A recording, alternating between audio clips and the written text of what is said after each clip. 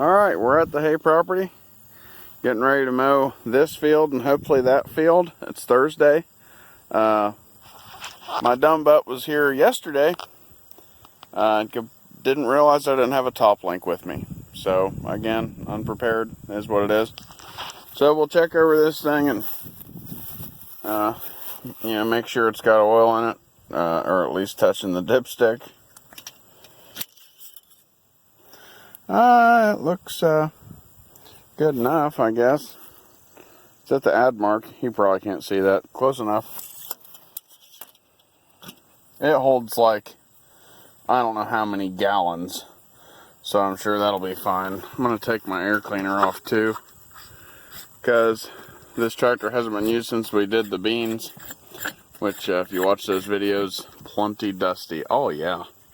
Look at that stuff. Let's see if we can get that out of there. Oh, that's just, that looks like thistle stuff. Yep. I'll get this out of here, smack it out some. Yeah. She's just a little dusty. Wish I had air hose with me. Oh, that's good. That's plenty fine. Not that bad anyway. Oh, it looks like there's another little present in here. That's nice. The entire front housing was full of that. That's not rat nest. That is, that's thistle. Let's check our little, that's like where the water drains, but I don't like letting it collect with stuff either. Good enough. And I am going to double check. Doesn't look like I've got any up actually in the inlet. So we're good on that. There's a lug nut bolt that needs to put on this tire. It's got 7 more, right? So let me get this thing spacked up. We're smacked out. We're still on this old dual. Hopefully it holds. We're just doing hay, not pulling anything crazy. But I've got to get some hay made before I can afford to get another tire. It just never stops. Alright, here goes nothing. Oh yeah. Started right up. There's the oil pressure. When you hear the engine change like that, that means it got oil pressure. Because the oil pressure supplied to the fuel injection pump does something with the timing. I don't remember exactly. But yeah, it needs an overhaul. The whole tractor does. It's also partly why we bought another one. Oh yeah, you guys haven't seen that video yet. I guess I should finish that. Yeah, we got the other 706 home, but that's for a later date. Let's go find a hay mower. Bush hog, Little King brand. If you didn't watch the other videos, it did a really good job. Well worth the money and very fairly priced compared to other bush hogs, you know. Let's see, here's the mower right where we left it. You guys saw that in the hay tool mini tour, or mini hay tool tour. I don't remember what it was called. I want to get this field cut too. They're all headed out. It's old grass by now, but it is what it is. We got to do what we got to do. All right, well, we're mowing. It's going okay. I didn't even check the oil in it. This mower's about shot. And I've got a 1300 balance mower as a backup. I mean, I can't even keep oil on the thing. If you watch the videos from last year, the fill plug is stripped out. And rust is just about all the way away. And the bar's got holes in it left and right. So, I'm mowing this little cutout section first, so I can go back and forth on the big part of the field. I think that would work out better than just going in circles. I used to always go in circles everywhere. I'm going to try going straight across this line and see if that adds up to anything worthwhile. You know, as far as time, even the job, you know, it's easier to go back and forth with it if he's having to turn and stuff. So, I guess we'll get back with you here in a minute and see how we're doing. One of those little crappy spots. It's all down a hill, and there's a bush I gotta go around. It's like giant. You know, I just thought maybe it would be easier to knock those out and get them out of the way. And to be honest, it seems to be working. Because usually I'm halfway down the field when I run into something like that, and it's like, God darn it, what now? You know, this doesn't seem to be working in that. Anyway, maybe I'll put the camera on and show you what I'm doing before I start driving.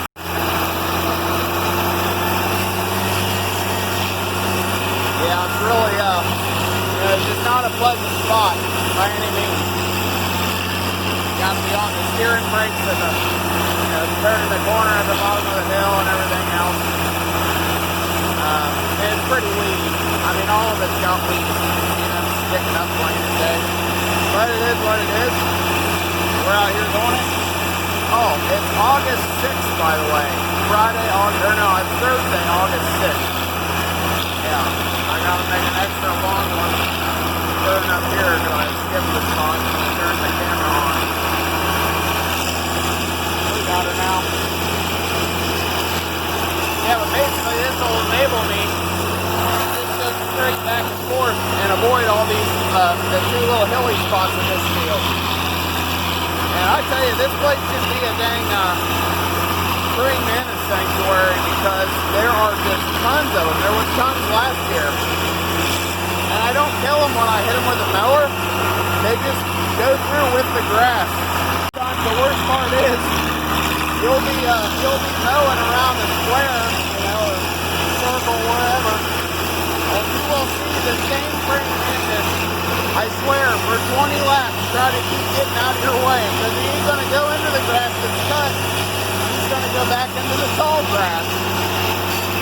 You know, so it's like the same spot, you'll see this spring manna keep jumping up, trying to get back into the tall weeds. As soon as he does, you got to cut it down. But it's still fun to watch the guys. There's some big ones out here. I mean, like 6 to 8 inches long. Huge. That's because nobody's out here to mess with them, I guess. Let me know what kind of bugs and stuff like that you got in your neck of the woods.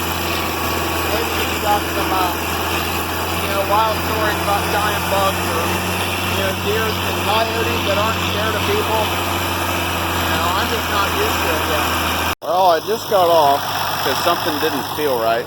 I'm 1, 2, 3, 4, 5, 6, 7, 8 swaths in. I can't find anything wrong. I honestly was thinking that this wheel was coming loose. You know, somebody said it was a good idea to check and retighten them. I can't see any gaps. I've tried wiggling the crap out of the tractor, you know, as much as a man can pushing on a tire.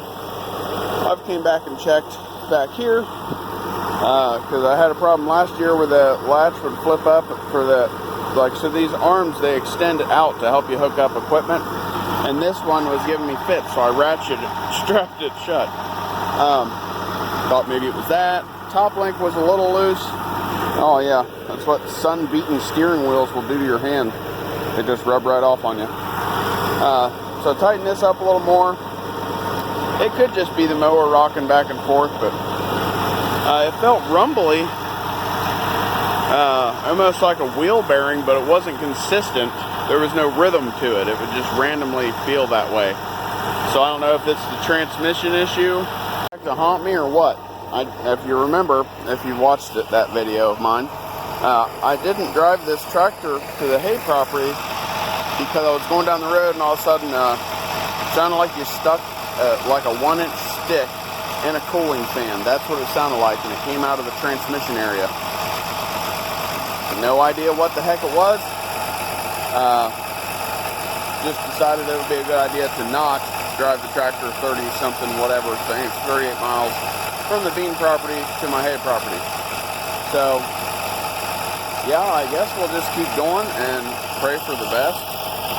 Hopefully it doesn't rumble something off of the tractor, and we'll see what happens. The noise or feeling or rumbling, bumping, whatever you want to call it, has either gotten better or I've gotten used to it. And it could be completely normal. This is the first time I've cut hay with this machine this year. You know, it's obviously a lot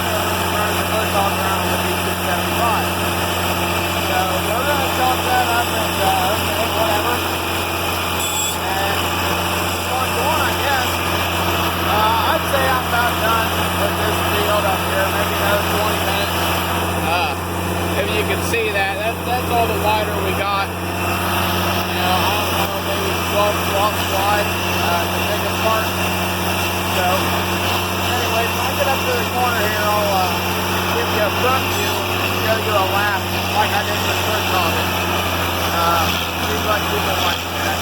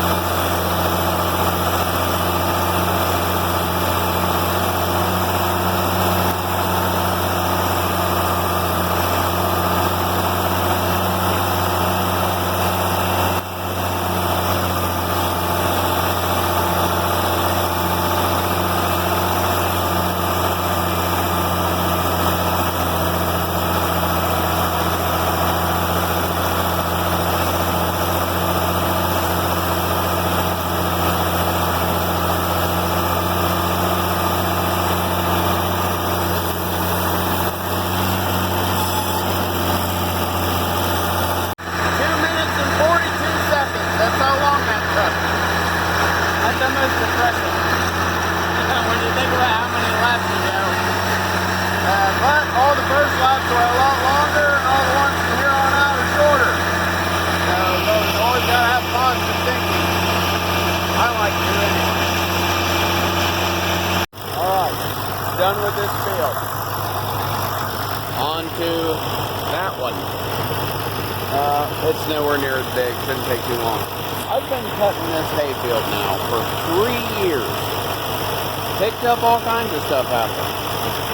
Now, I'm going to ask you if you know how the heck stuff like that and a big old Y stick ends up in the middle of a hayfield that is in the middle of nowhere. I just, for the life of me, every year I find stupid stuff like that, and to my knowledge, nobody comes out here. I mean, not that would be carrying around whatever the heck that is and a big old stick.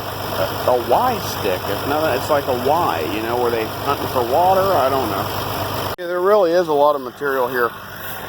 You know, I mean, seems like I just walked it through that stick over there. And the other piece was like some kind of hunting tarp. I don't know. I put it there too. Probably should have threw it away, but it's not going to disturb anybody in that mess of dead trees. Yeah, I'm pretty satisfied with the material. You can see there's some clover. Camera probably doesn't give the color justice, never does. And there's also junk weeds. And the part that always ticks me off is the weeds. You'll look at the field, you're like, oh, it doesn't look too bad. And when you cut it down, all the weeds, they just shine their light green color. But to be honest, by the time you rake it up, and you know, it gets in a bale, you don't see that. You don't even see them in a windrow after you rake somehow. But anyways, I'm gonna hop back on my Chariot, get me some Powerade out of the truck, start cutting again. Yeah, there's no denying that one. This one definitely has a bunch of weeds.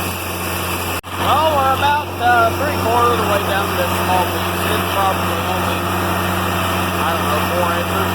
But you talk about deer that aren't scared of nothing or nobody. That's just right over there. Hopefully it's focusing on them. Yeah, they're just right there hanging out. Let's see, 1, 2, 3, 4, 5, 6 of them. So I'm done. You can see that field and maybe the one. No, you can see it. The roll winds are on it. But earlier I moved the bush hog. Got the P275 unhooked from the baler. Don't know if I said that or not. Kind of trapped myself in, getting my tail light with the bush mower. It happens. Wouldn't be the first time, and certainly not the worst time. Let's see if I can make it through here. Sorry, you're not going to get to see this. Let's see, maybe bush hog. Nope, we made it. Sweet. I have to get this out of the way because tomorrow Patricia's coming up here. That's my wife. Coming up here to yeah, look at this. Hang on.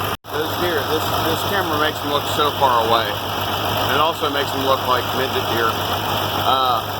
But they're just right there. They don't even care. Oh yeah, sun-dried steering wheel. It's great. But yeah. Anyways, tomorrow Patricia's coming here. We're going to use the B275 and TED all of this. I may or may not cut more tomorrow. So obviously nothing's going to be ready to rake. She's going to TED midday in the heat. It's not even supposed to be that hot, unfortunately. But the humidity's still supposed to be down. So, you know, hopefully that'll work as far as drying hay. So yeah, I cut all the way to that tree line and about the width of there to there. But yeah, hit my truck. Wasn't any fun. Yeah, so I had to pull back through here. I probably could have made it if I would have paid closer attention because I do have enough space on my tire track. But I just nicked her. I don't even think it's, maybe it's cracked, but it's not pushed in. It'll be fine. I actually hit the bumper too, but what I was freaking out about was the dually fender that's already cracked. Anyways, if you watch to the end, I appreciate it. If you like what you see, come on back and join me for more. Because I'm going to have Patricia take some video of her tedding. And we'll be raking this stuff up and baling it. It's probably, I don't know, 10, 15 acres? Probably 15 acres. Maybe. I'll have to get on the map and see if I can figure it out. Till next time.